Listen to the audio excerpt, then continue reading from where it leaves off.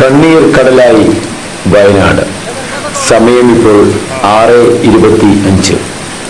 ദുരന്ത മുഖത്ത് വീണ്ടും രക്ഷാപ്രവർത്തനങ്ങളൊക്കെ വീണ്ടും തുടങ്ങിക്കൊണ്ടിരിക്കുന്ന സമയം. ഒരു പ്രധാനപ്പെട്ട ഒരു വാർത്ത പ്രേക്ഷകരിലേക്ക് എത്തിക്കുകയാണ്. വയനാട്ടിലെ ദുരന്തബാധിത പ്രദേശങ്ങളിലേക്കുള്ള അനാവശ്യമായിട്ടുള്ള യാത്രകൾ ഒഴിവാക്കണമെന്ന് ജില്ലാ ദുരന്ത നിവാരണ അതോറിറ്റി അറിയിച്ചിട്ടുണ്ട്.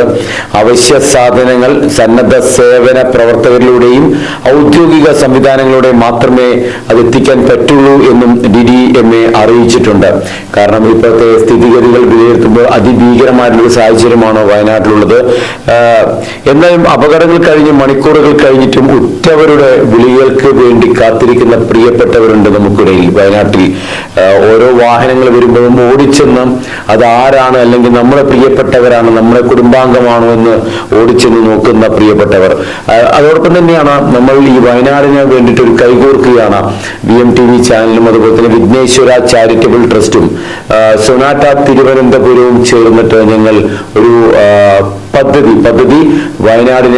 വയനാടിനെ തീർച്ചയായിട്ടും കൈകോർക്കുക, വയനാടിനോടൊപ്പം കൈകോർക്കുക എന്നുള്ള പദ്ധതി.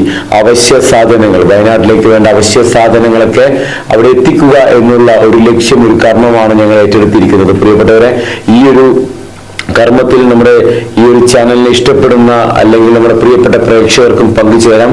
ഇത്രമാത്രം ഞാൻ പറയാൻ പോകുന്ന കോണ്ടാക്ട് നമ്പറിൽ നിങ്ങൾക്ക് കോണ്ടാക്ട് ചെയ്തിട്ട്, അല്ലെങ്കിൽ നിങ്ങൾക്ക് ആ സാധനം എത്തിക്കാൻ പറ്റില്ല എങ്കിൽ ജസ്റ്റ് ഒന്ന് വിളിച്ചാൽ നിങ്ങൾ എവിടെയാണോ അവിടേക്ക് വന്നിട്ട് ഞങ്ങൾ സാധനങ്ങൾ കൈക്കലാക്കുന്നതാണ്. അതോടൊപ്പം തന്നെ തിരുവനന്തപുരം ജില്ലയിൽ തന്നെ പല സ്ഥലങ്ങളിലായിട്ട് ഞങ്ങൾ കളക്ഷൻ യൂണിറ്റ് പോയിന്റ് സ്റ്റാർട്ട് ചെയ്തിട്ടുണ്ട്.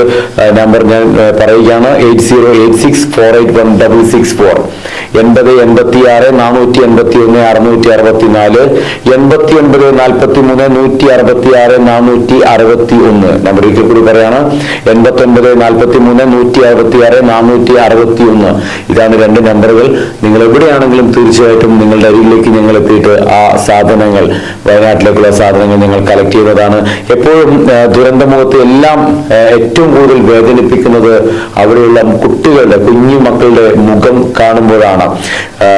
നാളെ ഉണ്ടാക്കിത്തരാം എന്ന് അമ്മ പറഞ്ഞു വെച്ച ആ ഒരു പലഹാരത്തിന്റെ മാധുര്യം മനസ്സിലോർത്ത് കിടന്നവർ, അച്ഛന്റെ മുകളിൽ നെഞ്ചിന്റെ ചൂടേറ്റി കിടന്ന പ്രിയപ്പെട്ട മക്കൾ, പുതുതായി വാങ്ങിച്ച കളർ പെൻസിലിൽ നാളെ അടുത്ത കൂട്ടുകാരന് കാണിച്ചു കൊടുക്കണം എന്ന് ആ ഒരു ആഹ്ലാദത്തിൽ രാത്രി കിടന്നുറങ്ങിയ കുഞ്ഞുമക്കൾ, നിരവധി മക്കളാണ് ഒറ്റപ്പെട്ടു പോയത്. ഈ ഒരു ഭീകരമായ ഒരു അന്തരീക്ഷത്തിൽ അച്ഛൻ അമ്മയൊക്കെ വിട്ടുപോയ അനവധി മക്കൾ വയനാട്ടിലുണ്ട്.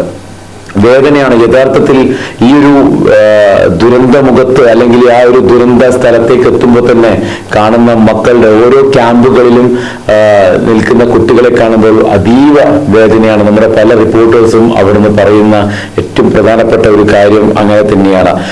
ഇതെല്ലാം മറക്കണം, തീർച്ചയായിട്ടും എല്ലാം മറക്കണം. ഭൂമിയിൽ പിറന്നു വീഴുമ്പോൾ ദൈവം തരുന്ന ഏറ്റവും വലിയൊരു വരമെന്ന് പറയുന്നത് മറവിയാണ്. മറവിയില്ലെങ്കിൽ മനുഷ്യനില്ല എന്നാണ് പറയുക. തീർച്ചയായിട്ടും ഇതും നമ്മൾ മറന്നു പോകും. പക്ഷേ ഇനിയുള്ള നിമിഷങ്ങൾ, ഇനി വരുന്ന മണിക്കൂറുകൾ, മിനിറ്റുകൾ എന്നൊക്കെ പറയുന്നത് വളരെ നിർണായകമായിട്ടുള്ള ഒരു ഘട്ടമാണ്. 282 മൃതദേഹങ്ങളാണ് ലഭിച്ചിരിക്കുന്നത്. ഞങ്ങൾ ഉറങ്ങുന്നില്ല. ഞങ്ങൾ ഓരോ മണിക്കൂറിലും കൃത്യമായിട്ട് നിങ്ങളിലേക്ക് ഞങ്ങൾ വാർത്തകൾ അറിയിച്ചുകൊണ്ടിരിക്കുകയാണ്. വയനാടുമായി ബന്ധപ്പെട്ടിട്ടുള്ള വാർത്തകൾ പ്രേക്ഷകരിലേക്ക് എത്തിച്ചുകൊണ്ടിരിക്കുകയാണ്. ഞങ്ങൾ ഉറങ്ങുന്നില്ല. വാർത്തകൾ തുടരും.